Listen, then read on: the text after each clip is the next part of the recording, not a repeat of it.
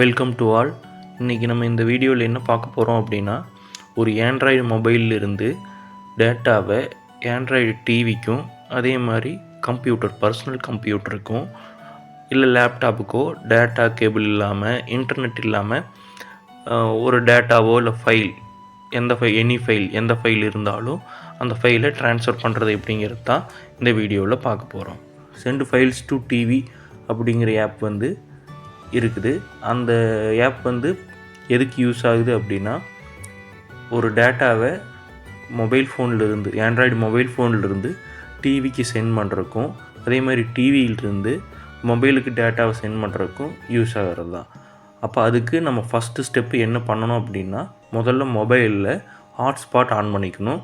Step 2 டிவியோட wifi on பண்ணிவிட்டு Android ஃபோனையும் அந்த டிவியையும் நம்ம என்ன பண்ணணும் அப்படின்னா கனெக்ட் பண்ணிக்கணும். நெக்ஸ்ட்டு சென்ட் ஃபைல்ஸ் டு டிவிங்கிற ஆப் இருக்குது. அதையே ப்ளே ஸ்டோரில் போய் டிவிலையும் இன்ஸ்டால் பண்ணிக்கணும், அதே மாதிரி நம்ம ஆண்ட்ராய்டு மொபைல்லையும் இன்ஸ்டால் பண்ணிக்கணும். ரெண்டுலையும் இன்ஸ்டால் பண்ணி முடிச்சுட்டு நம்மளுக்கு தேவையான டேட்டாவை ஃபஸ்ட்டு இப்போ ஃபார் எக்ஸாம்பிள் மொபைலிருந்து டேட்டாவை டிவிக்கு சென்ட் பண்ணணும் அப்படின்னா, அப்போது நம்ம ஃபஸ்ட்டு என்ன பண்ணணும்னா மொபைல் இருக்கிற ஆப்பை சென்ட் ஃபைல்ஸ் டு ஆப்பை ஓப்பன் பண்ணி அது சென்டு ரிசீவ் அப்படிங்கிற 2 ஆப்ஷன் காமிக்கும். நம்ம சென்டை கிளிக் பண்ணணும்.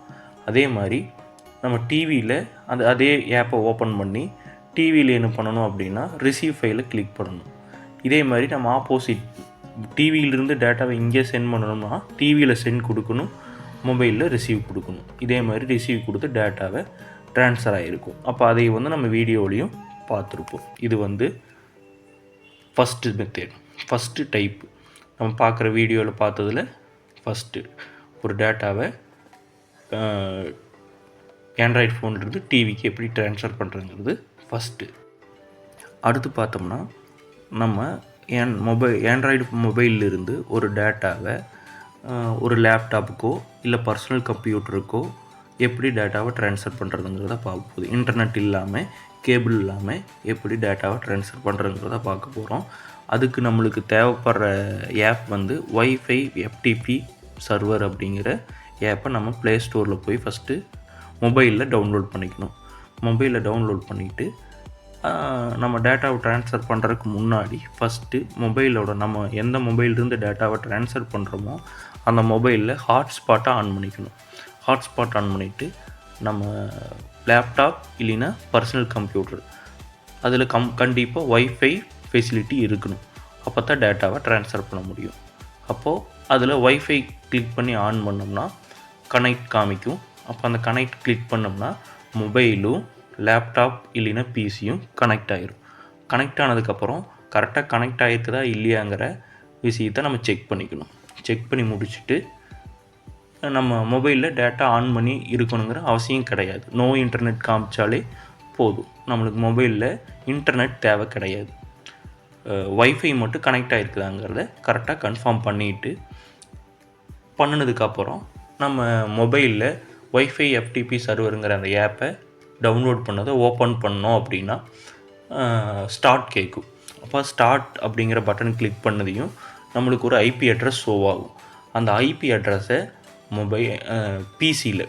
பிசி இல்லைன்னா லேப்டாப் ஏதோ ஒன்றில் நம்ம மை கம்ப்யூட்டர் இல்லைன்னா திஸ் பிசின்னு டெஸ்க்டாப்பில் இருக்கும். அதை ஓப்பன் பண்ணதையும் மேலே டாப்பில் ஒரு பாக்ஸ் ஷோ ஆகும்.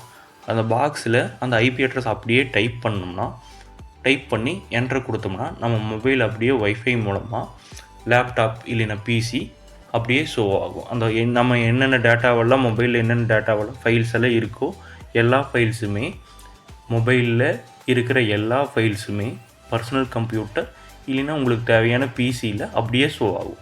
அதை அப்படியே நம்ம என்ன பண்ணலாம்னா காப்பி பேஸ்ட்டு நம்மளுக்கு தேவையான இடத்துல டேட்டாவை ட்ரான்ஸ்ஃபர் பண்ணிக்கலாம். மொபைலிருந்து லேப்டாப் ஆர் பிசிக்கும் டேட்டாவை எடுத்து காப்பி பேஸ்ட் பண்ணிக்கலாம். இல்லை லேப்டாப் ஆர் பிசியிலிருந்தும் நம்ம மொபைல் இருக்கிற எனி ஃபைல்ஸ்க்குள்ளே நம்ம காப்பி பேஸ்ட் போட்டுக்கலாம். இப்போ நம்ம எப்படி நம்ம டேட்டா கேபிள் மூலமாக கனெக்ட் பண்ணி பண்ணுறோமோ நம்ம டேட்டா கேபிள் இல்லாமே அதே ஸ்பீடுக்கு நம்ம டேட்டாவை ட்ரான்ஸ்ஃபர் பண்ணிக்கலாம். Okay, thank you.